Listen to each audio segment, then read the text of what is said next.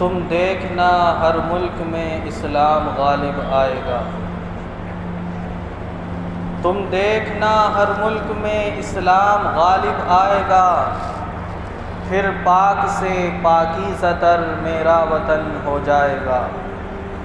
پھر کفر کا الحاد کا سکہ نہ چلنے پائے گا، پھر کفر کا الحاد کا سکہ نہ چلنے پائے گا۔ اللہ کے شعروں سے جو الجھے گا منہ کی کھائے گا، پیغمبر اسلام کا پرچم یہاں لہرائے گا۔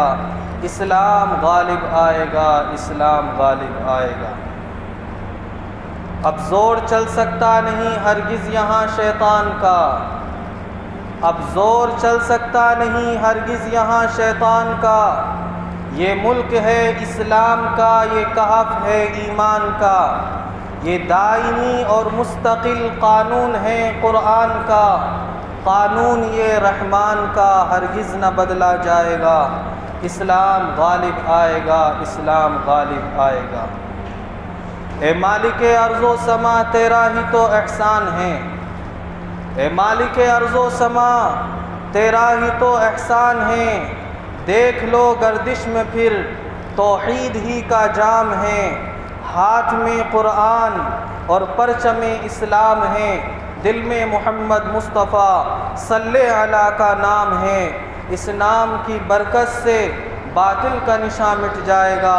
اسلام غالب آئے گا، اسلام غالب آئے گا انشاءاللہ تعالی۔ برادران وطن، دنیا کے اندر ہر دوسرے انسان کو تیسرے سے شکایت ہے۔ ماں باپ کو اپنی اولاد سے شکایت، شوہر کو بیوی سے شکایت، بڑوں کو چھوٹوں سے شکایت، پڑوسیوں کو محلے والوں سے شکایت، شہر والوں کو رہنماؤں سے شکایت۔ یہ دنیا شکایتوں کا ایک بازار ہے۔ اور دوسری طرف یہ بات بھی مسلم ہے کہ دین اسلام زندگی کے ہر موڑ پر رہنمائی کرتا ہے۔ تو ان شکایتوں کو دور کرنے کے لیے بھی اسلام کے پاس کوئی راستہ ہوگا، اور یقیناً ہے۔ یہ دنیا مختلف چیزوں کا مجموعہ ہے جو آپس میں ایک دوسرے کی ضد ہیں، ایک دوسرے کے مخالف ہیں، ایک دوسرے سے بالکل منفرد اور جداگانہ ہے، آپس میں کسی کا کسی سے کوئی تعلق نہیں۔ آپ دیکھیں کہ آسمان کا زمین سے کوئی تعلق ظاہری طور پر نہیں، زمین کا آسمان سے کوئی تعلق نہیں، بہت دوری ہے دونوں کے درمیان۔ تو یہ دنیا مختلف چیزوں کا مجموعہ ہے، لیکن اللہ رب العزت نے ہر دو الگ الگ چیزوں کو جوڑنے کے لیے ایک تیسری چیز کو بھی دنیا کے اندر وجود بخشا۔ مثلا ہم کپڑے پہنتے ہیں، لیکن جو کپڑے مارکیٹ اور بازار اور دکانوں سے خریدے جاتے ہیں ان کی یہ پوزیشن نہیں ہوتی کہ ان کے اندر آستینیں ہوں، دامن ہوں، کرتے ہوں، الگ الگ تھان ہوتے ہیں۔ کپڑوں کے دو مختلف حصے ہوتے ہیں، ان دو الگ الگ حصوں کو جوڑنے کے لیے سوئی دھاگے کا استعمال کریں، کپڑے کے دو الگ الگ حصے ایک ہو جاتے ہیں۔ ہم مکانوں کے اندر رہتے ہیں، مختلف اشیاء سے مل کر مکان تیار ہوتا ہے۔ پتھر کے دو مختلف ٹکڑے ہوتے ہیں، اینٹوں کے دو الگ الگ حصے ہوتے ہیں، انہیں جوڑنے کے لیے سیمنٹ، ڈسٹ وغیرہ کا استعمال کریں، دو الگ الگ پتھر ایک ہو جاتے ہیں۔ لکڑی کے دو مختلف ٹکڑے ہوتے ہیں، انہیں جوڑنے کے لیے میخے اور کیلوں وغیرہ کا استعمال کریں، دو الگ الگ لکڑیوں کے ٹکڑے ایک ہو جاتے ہیں۔ لوہے کے مختلف دو ٹکڑے ہوتے ہیں، انہیں جوڑنے کے لیے ویلڈنگ وغیرہ کا استعمال کریں، دو الگ الگ ٹکڑے ایک ہو جاتے ہیں۔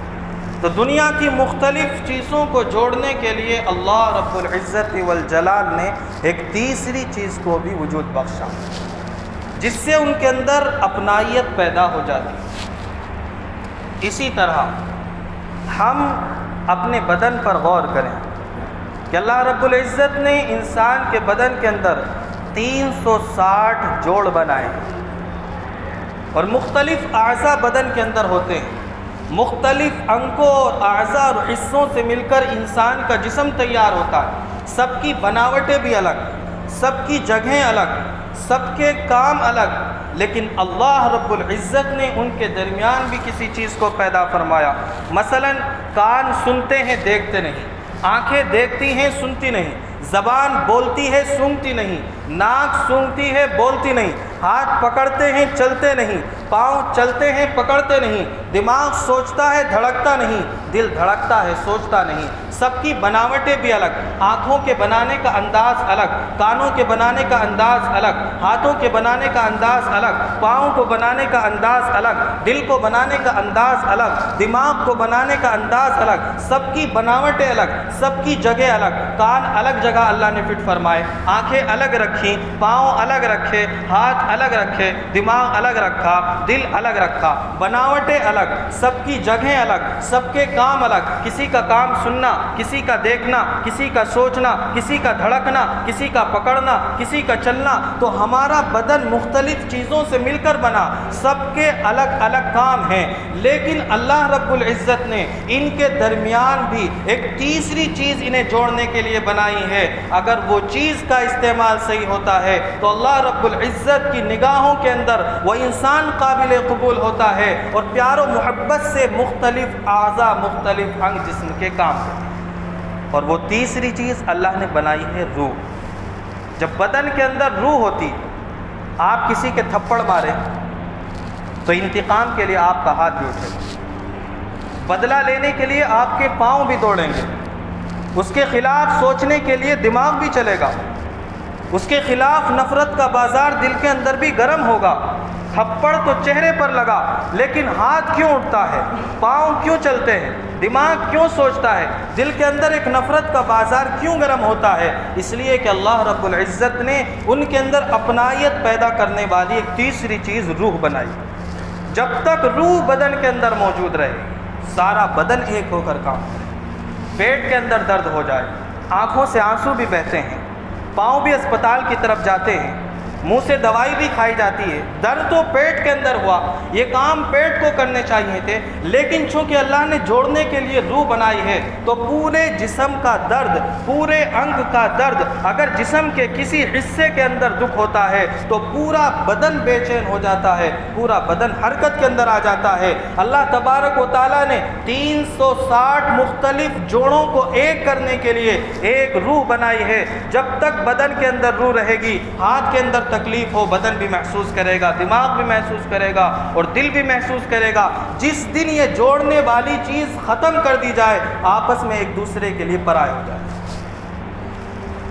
اگر آپ بدن کے اندر سے روح نکال لیں تو انسان مردہ ہو جائے گا۔ مرنے والے کا آپ ہاتھ کاٹیں، پاؤں کاٹیں، نہ آنکھوں سے آنسو بہیں گے، نہ ہاتھ اٹھے گا، نہ دماغ سوچے گا، نہ دل دھڑکے گا۔ آخر کیوں؟ اس لیے کہ اللہ تعالیٰ نے اپنائیت پیدا کرنے والی چیز کو ان کے اندر سے نکال دیا ہے، اور جب وہ چیز نکل گئی تو کان اپنا کام کرتا ہے، آنکھیں اپنا کام کرتی ہے، کسی کا کسی سے کوئی تعلق نہیں۔ تو دنیا کی چیزوں کو جوڑنے کے لیے اللہ نے تیسری چیز بنائی، بدن کی چیزوں کو جوڑنے کے لیے تیسری چیز بنائی۔ تو ہم گھریلو زندگی پر نظر دوڑاتے ہیں تو مختلف افراد ہوتے ہیں گھر کے اندر، سب کے مقام اور مرتبے بھی الگ ہوتے ہیں، سب کے کام کاج بھی الگ ہوتے ہیں، سب کے مزاج اخلاق بھی الگ ہوتے ہیں۔ جو اللہ تعالیٰ نے ماں کا مقام بنایا وہ باپ کا نہیں، جو بھائی کا بنایا وہ بہن کا نہیں، جو شوہر کا بنایا وہ بیوی کا نہیں۔ سب کے مقام بھی الگ ہیں، سب کے مزاج بھی الگ، کسی کا گرم، کسی کا نرم، کسی کا سخت، کسی کا اچھا، کسی کا برا، کوئی عمر میں بڑا ہوتا ہے، کوئی چھوٹا ہوتا ہے، سب کی عمریں بھی مختلف ہوتی ہیں، سب کی تہذیب بھی الگ ہوتی ہے، سب کا مزاج بھی الگ ہوتا ہے، سب کے اندر اللہ رب العزت نے مقام اور مرتبے کے لحاظ سے تفاوت پیدا فرمایا ہے۔ لیکن ذہن اس چیز پر زور دیتا ہے کہ جب دنیا کی چیزوں کو جوڑنے کے لیے تیسری چیز بنی، جب بدن کے اعضاء کو جوڑنے کے لیے تیسری چیز بنی، تو گھریلو زندگی جو آپس میں ایک دوسرے کو شکایتیں ہوتی ہے، اللہ تعالیٰ نے ان کے اندر بھی کوئی تیسری چیز بنائی ہوگی، اور وہ تیسری چیز ہے اسلام۔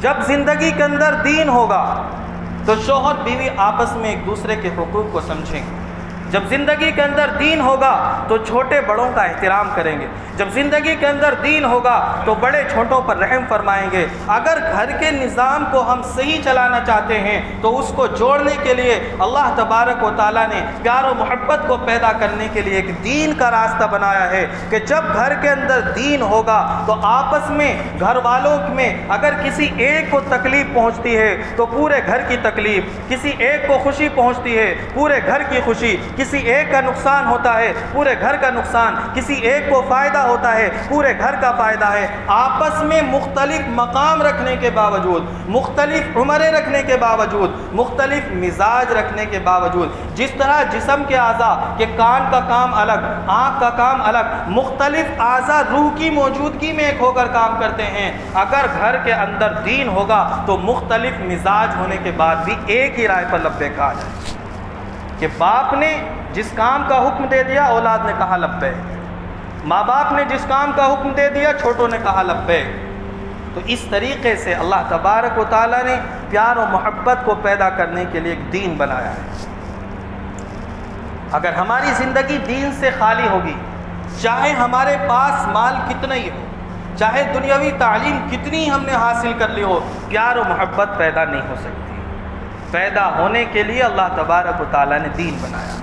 مثالیں بہت ساری ہیں، آپ دیکھیں کہ مکہ کی زمین کیسی تھی کہ آپس میں خون کے پیاسے حضرت عمر رضی اللہ عنہ نے خانہ کعبہ کے پاس کھڑے ہو کر یہ قسم کھائی تھی کہ محمد رسول اللہ صلی اللہ علیہ وسلم کو نعوذ باللہ قتل کر دوں گا، لیکن جب دین آیا تو آپ پر جان نچھاور کرنے والے تھے۔ مکہ کے افراد جب مدینہ پہنچے تو دین کی بنا پر مدینہ والوں نے استقبال کیا، ورنہ اگر کسی کا اونٹ کسی کے گھاٹ پر پانی پی لیتا تو صدیوں لڑائیاں چلا کرتی، لیکن جب زندگی کے اندر ان کی دین آیا تو مدینہ والوں نے کسی کے پاس 2 گھر تھے، ایک گھر اپنے بھائی مہاجر کو دیا، کسی کے پاس 2 بیویاں تھیں، ایک بیوی کو طلاق دی، عدت گزارنے کے بعد دوسرے کے نکاح میں آئی۔ اس طریقے سے استقبال کیا ہے صرف دین کی بنیاد پر۔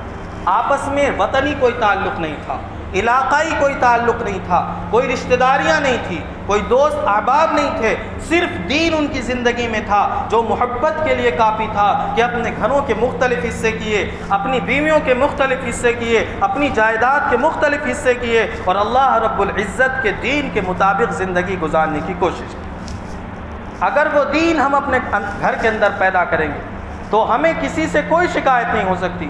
آپ دیکھیں کہ حضرت فاطمہ رضی اللہ تعالیٰ عنہ نبی صلی اللہ علیہ وسلم کی نور نظر تھی، ہر صحابی چاہتا تھا کہ وہ آپ کی دلہن بنے۔ آپ کا کوئی صحابی ایسا نہیں ہوگا جو اس بات کو منع کر سکتا ہو کہ خاتون جنت میری دلہن نہ بنے، لیکن اس کے باوجود آپ نے حضرت علی رضی اللہ عنہ کو اپنی بیٹی عنایت فرمائی، اور عنایت فرمانے کا اہم مشن تھا، دونوں کی زندگیوں کے اندر دین تھا، ظاہری طور پر مال بھی نہیں تھے، نکاح کا سامان اور نکاح کے چھوارے آپ کے پاس نہیں تھے، نبی صلی اللہ علیہ وسلم نے انتظام فرما کر ان کو دیا، اور اس کے بعد ان کی گود سے پیدا ہونے والے نوجوانوں کے سردار حضرت حسن حسین رضی اللہ تعالیٰ عنہما پیدا، صرف دین کی بنیاد تھی، ظاہری طور پر کوئی تعلق نہیں تھا۔ تو اگر ہم چاہتے ہیں کہ ہمارے گھروں کے اندر لڑائی جھگڑے نہ ہو، ہم چاہتے ہیں کہ گھروں کے اندر پیار و محبت ہو، ایک ساتھ کھائیں اور پئیں، ایک مشورے پر لبیک کہیں، ایک ذہن سے سوچیں، ایک کا دکھ سب کا دکھ، ایک کی خوشی سب کی خوشی ہو، تو اس کے لیے ضروری ہے کہ ہمارے گھر کے اندر دین ہونا چاہیے۔ اگر گھر کے اندر دین ہوگا تو شوہر بیوی آپس میں ایک دوسرے کے حقوق کو سمجھیں گے، اولاد ماں باپ کے حقوق کو سمجھے گی۔ اس کے علاوہ کوئی دوسرا راستہ دنیا کے اندر نہیں ہے پیار و محبت کو پیدا کرنے کا۔ تو الغرض اللہ رب العزت نے 2 الگ الگ چیزوں کو جوڑنے کے لیے ایک تیسری چیز کو بھی بنایا۔ آپ دیکھیں کہ جب زندگی کے اندر دین ہو تو اپنے مسائل کس طریقے سے آسان ہوتے ہیں۔